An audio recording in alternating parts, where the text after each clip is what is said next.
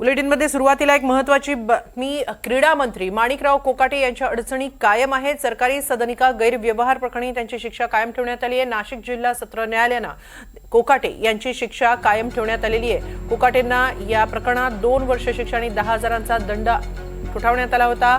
ही शिक्षा कायम आहे। सरकारी सदनिका गैरव्यवहार प्रकरणी त्यांची शिक्षा कायम ठेवण्यात आलेली आहे। त्यांना दिलासा मिळालेला नाहीये। अधिक माहिती घेऊया आमचे प्रतिनिधी प्रांजल कुलकर्णी यांच्याकडून। प्रांजल, काय अधिक माहिती? हिमालय, आपण जर बघितलं तर माणिकराव कोकाटेंना हा एक मोठा झटका खरं तर म्हणावा लागणार आहे। कारण माणिकराव कोकाटेंना तात्पुरती स्थगिती जी आहे ती कोर्टाने दिलेली होती।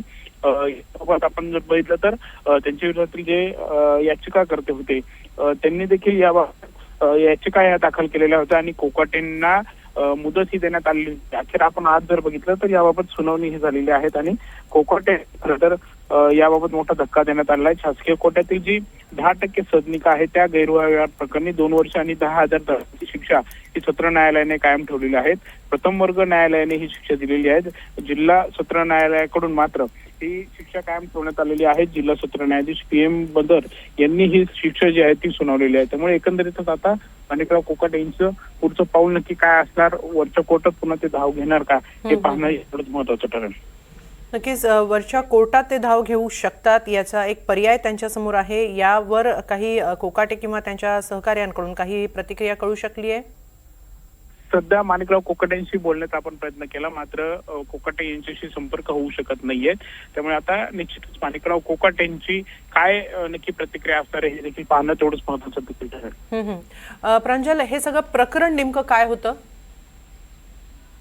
आपण जर बघितलं हिमाली तर काही वर्षांपूर्वी माणिकराव कोकाटे आणि त्यांचे बंधू आहेत भरत कोकाटे यांनी नाशिकचा जो कॉलेज रोड परिसर आहे त्या कॉलेज रोड परिसरामध्ये 4 सदनिका होत्या आणि त्या शासकीय कोट्यातून या घेतलेल्या होत्या। मात्र या ज्या सदनिका होत्या ते त्यांनी स्वतः म्हणजे आर्थिक दुर्बल आहेत असं त्यांनी कोकाटे यांनी दाखवलं होतं। मात्र पूर्णपणे आर्थिक सक्षम असताना देखील कोकाटे यांनी या सदनिका ज्या त्या खरेदी केलेल्या होत्या असा आरोप त्यांच्यावरती ठेवण्यात आलेला होता आणि त्याबाबतच खरं तर संपूर्ण चौकशी जी आहे ती सुरू होती।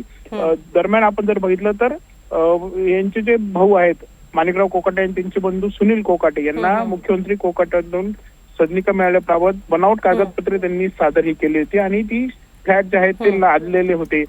दरम्यान याबाबत 2 वर्षांचा कारावास आणि 50,000 दंडाचा दंड 50,000 रुपयांचा दंड देखील त्यांना ठोठावण्यात आलेला होता।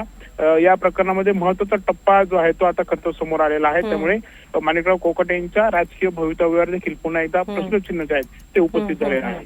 नक्की, धन्यवाद प्रांजल, आपण दिलेल्या या सविस्तर माहितीबद्दल।